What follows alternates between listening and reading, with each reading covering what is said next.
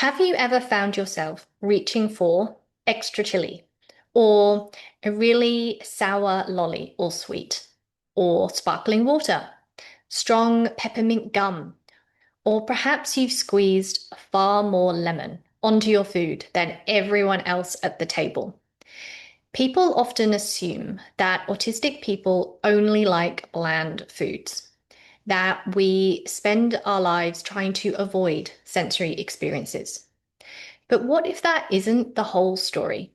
What if sometimes the nervous system isn't trying to reduce sensory input? Sometimes it's looking for the right sensory input. Today, I'd like to explore why some autistic adults are drawn to really intense flavors and why flavor is about much more than simply taste. Hi, I'm Dr. Jessica Bays. I'm a researcher in nutritional psychiatry, and I focus on how nutrition impacts mental health, particularly in autistic adults. Over the past few videos, we've been exploring the sensory side of eating. We've talked about how eating changes from day to day, why crunchy foods can feel so satisfying, and why temperature can completely change the eating experience. Today, I'd like to explore another interesting part of eating, intensity, because flavor isn't just something we enjoy. Sometimes it becomes part of how we experience and interact with the world around us. I think one of the biggest misunderstandings about autism is the idea that autistic people simply avoid sensory experiences. And while sensory avoidance is certainly part of that for many people, it's only one side of the story. Many autistic people also experience sensory seeking. Sometimes we seek movement, sometimes pressure, sometimes sound, sometimes visual stimulation, and sometimes food. This doesn't mean everyone seeks the same kinds of sensory experiences. Some people enjoy very gentle sensory input, others enjoy much stronger sensations. Neither is right or wrong. They're simply different ways our nervous system interact with the world. One of the things I find fascinating is that many of the flavors people describe as strong actually aren't tastes at all. Take chili, for example. The burning sensation doesn't come from your taste buds. It comes from pain and temperature receptors responding to compounds like capsaicin. Peppermint doesn't actually make your mouth colder. It activates receptors that create the sensation of coolness. Carbonation in fizzy drinks isn't a taste either. It's a physical sensation. And sour foods create their own unique sensory experience through the way they stimulate receptors in the mouth. So perhaps what we're enjoying isn't simply flavor. It's the whole sensory experience that comes with it. And I think that's such an interesting way to think about eating. We still have much to learn about why certain sensory experiences feel particularly satisfying for some autistic people, but many autistic adults describe intense flavoring as feeling grounding, refreshing, organizing, or simply satisfying. One possible reason is that intense sensory experiences provide a very clear, predictable information to the nervous system instead of lots of competing sensory input. There's one very distinct sensation. Again, we need more research in this area, but I think lived experience has an important place in helping us ask these questions. One of the ideas that's emerged throughout this series is that our sensory needs aren't fixed. Some days, a strong mint might feel great. Other days, it feels overwhelming. Some days you might enjoy spicy foods.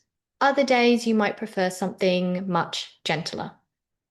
For me personally, this is something I've become much more aware of.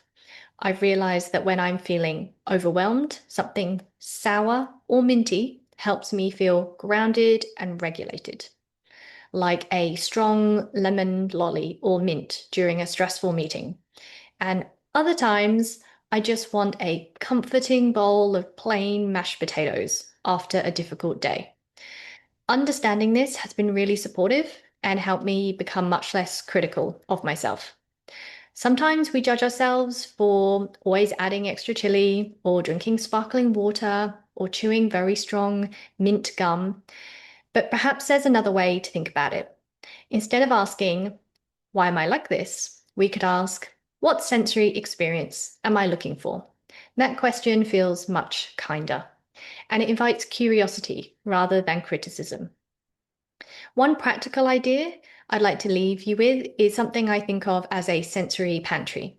Rather than organizing foods only by nutrients, we can also think about the sensory experience they provide. For example, cooling might be peppermint tea, peppermint gum, mint sweets.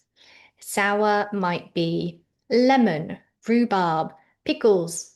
Fizzy might be sparkling water, carbonated drinks. Spicy might be chili, hot sauce, wasabi.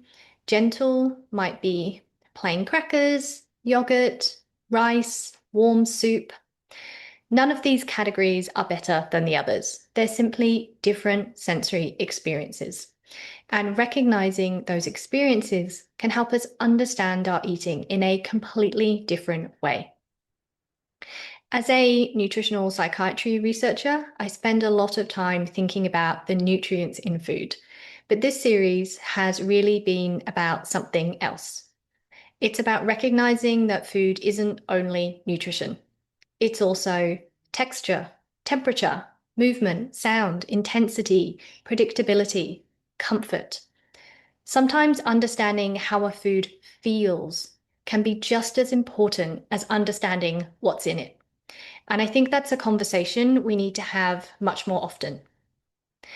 If you've ever found yourself wondering why mild foods sometimes just don't feel satisfying, or why you're drawn to sour, spicy, minty, or fizzy foods, I hope today's video has helped you look at those experiences with a little more curiosity. Perhaps your nervous system isn't being difficult. Perhaps it's simply communicating what kind of sensory experience it needs today. I'd love to hear from you in the comments. What's your favorite intense flavor? Is it spicy, sour, minty, fizzy, or perhaps something completely different? You might also find my previous videos helpful as well, so check those out. And if you're interested in more evidence-based neuroaffirming approaches to nutrition and mental well-being, please consider subscribing. Thanks for watching, and I hope to see you next time.